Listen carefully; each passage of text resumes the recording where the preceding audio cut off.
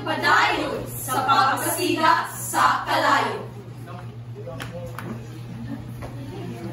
Mga igsoon, pamalandungi ang mensahe nga makita sa Levitico 6:12-13. Ang kalayo, diha sa halaran, dili gayon pagod. Matabuntag atong sugdan sa kahoy. Ug itungtong niini ang halad nga sunukulong. Ug sunugon ang halad sa mahalad sa pagigdait.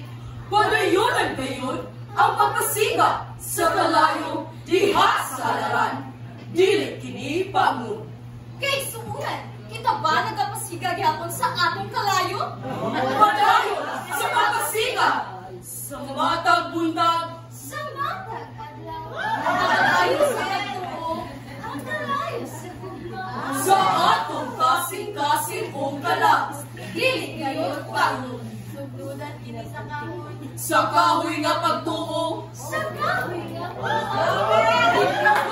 ang halad nga sunukulong. Kung sunugon ang tanggok sa mga halad sa pagigdait, padayon sa pagpasiga.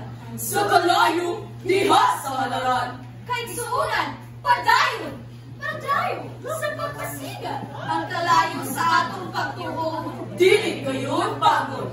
matagbaran Matag adlaw, ang kalayo sa halaran, sa atong kasing-kasing. padayon, Sa atong mga kalak, padayon, sa pagtuwa. padayon, Padayon sa pagsiga, ang kalayo sa halaran. dili gayon pagod. Isunan, Padayon sa pagkasiga sa kalayo, padayon sa pagkasiga sa kalayo, dili gayon pagod. padayon Sa pagkasiga sa kalayo.